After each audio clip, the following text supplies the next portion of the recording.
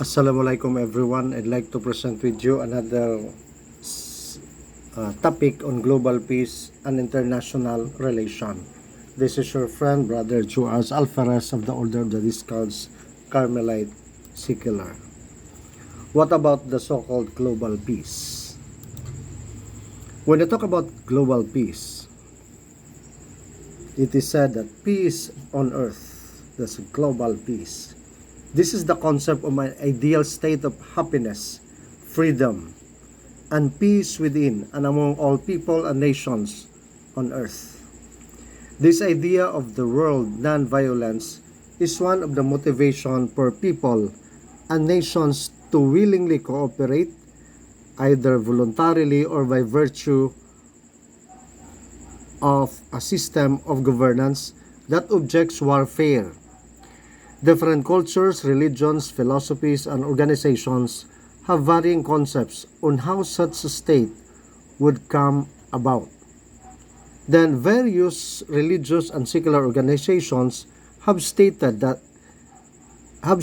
aim of achieving world peace through addressing human rights, technology, education, engineering, medicine, and diplomacy used as an end of all forms of fighting. Since the 1945, the United Nations and the 5 permanent members of its Security Council, the US, Russia, China, France, and the UK, have operated under the aim to resolve conflict without war or declaration of war. Nonetheless, nations have entered numerous military conflicts since then. That's what we want. Peace, the global peace that's all over the world, peace on earth. Then what about these international relations? I think you have already an idea about these international relations. International relations, this is the study of relations among states and other political economic units in the international system.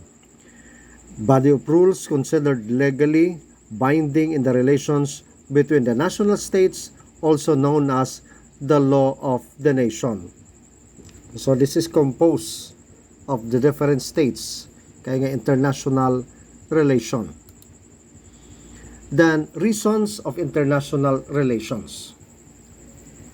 Realignment of economic power caused by the formation of multinational trading blocs such as the NAFTA. I think you are familiar with the NAFTA.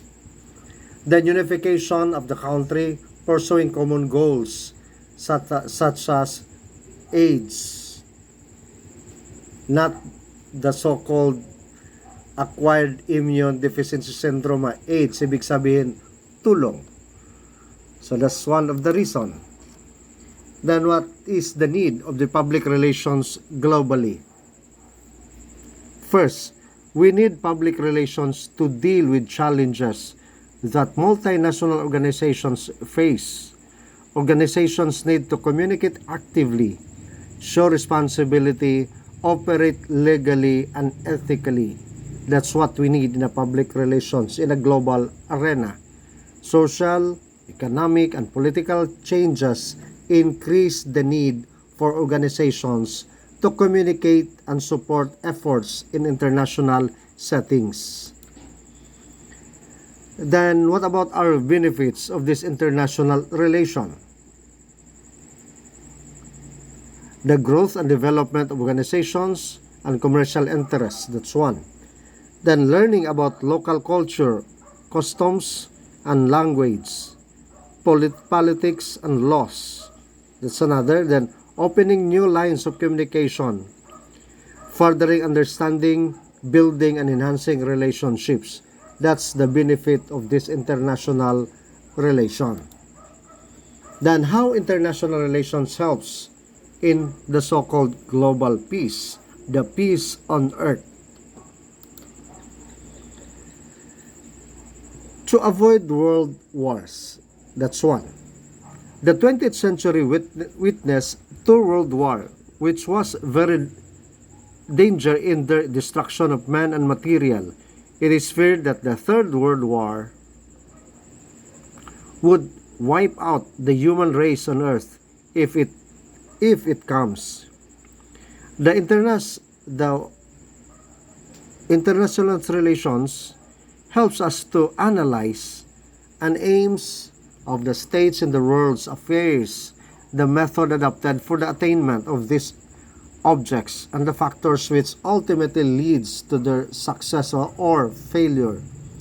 The international relation helps us analyze. To analyze helps that all states to live boldly and confidently in the world of the diversity and peacefully. So that's how, especially to avoid the world wars.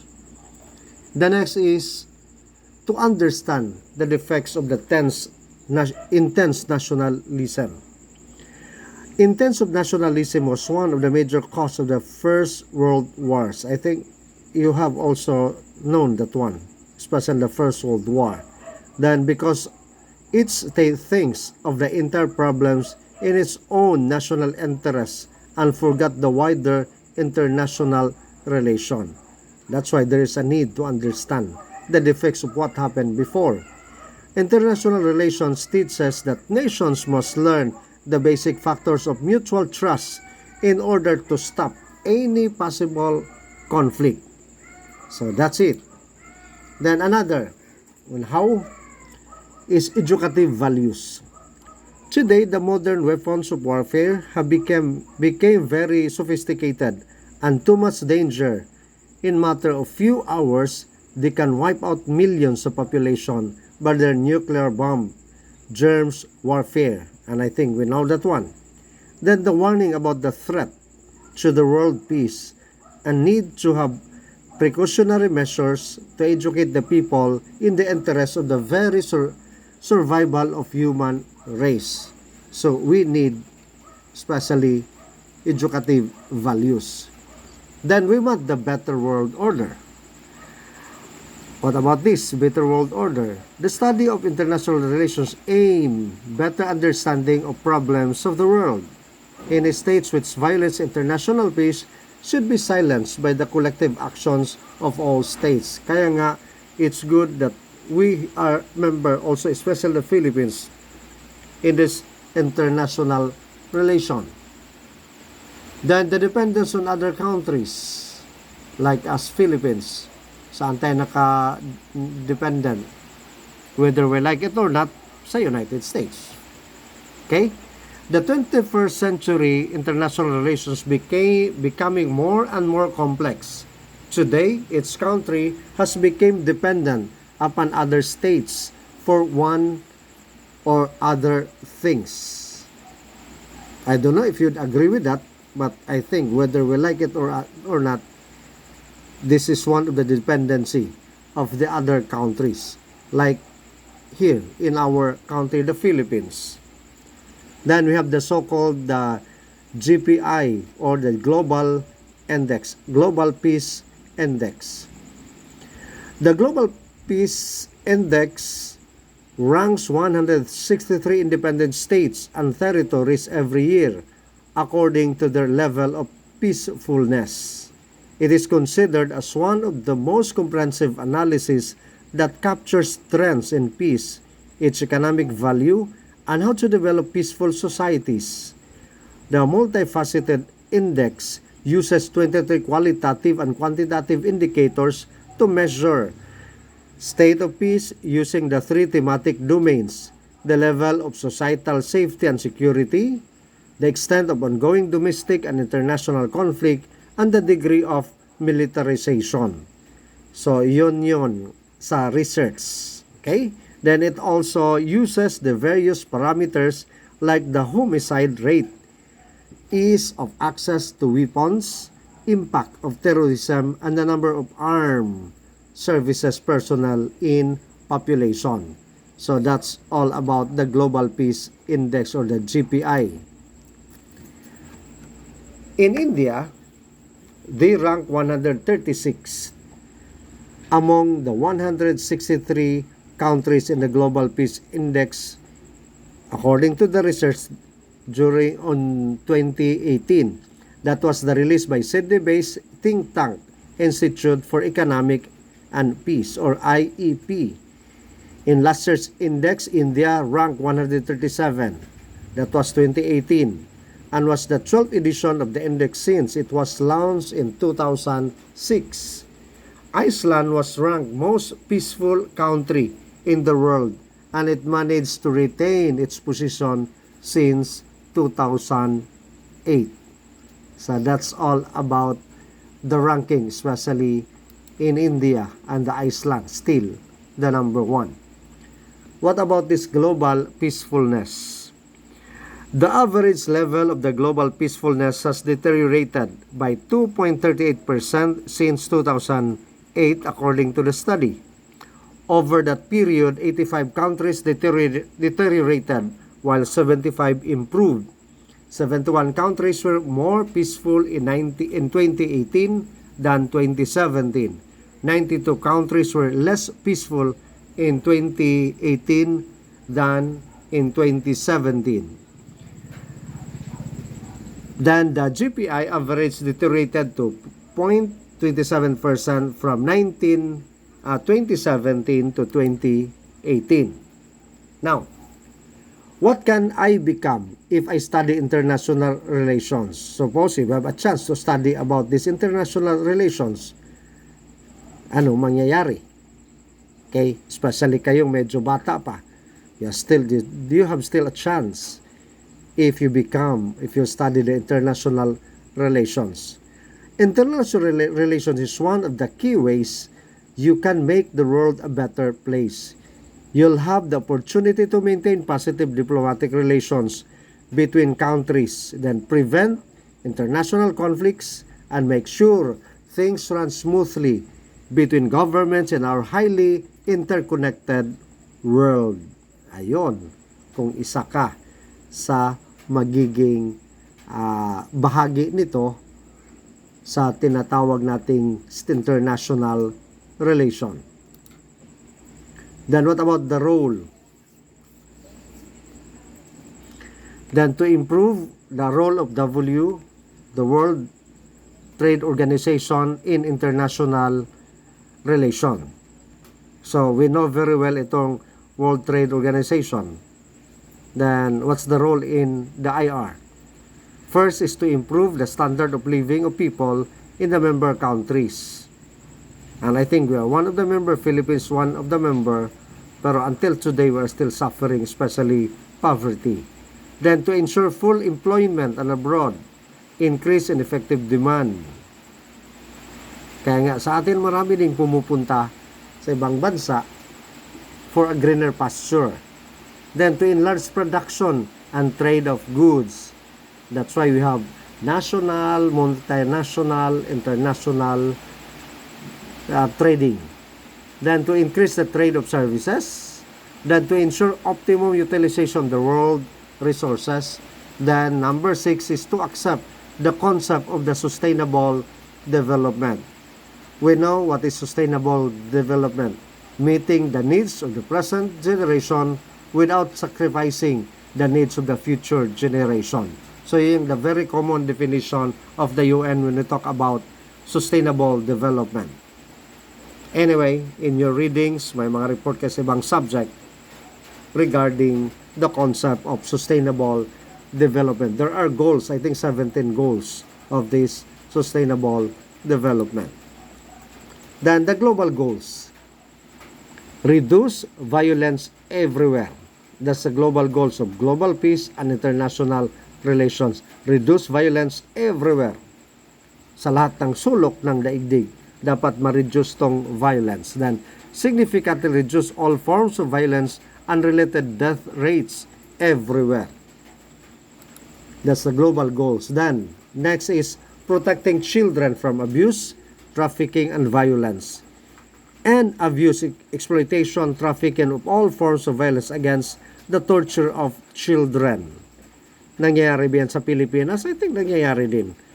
To the other countries, of course, marami. Kaya nga ito yung isang goal.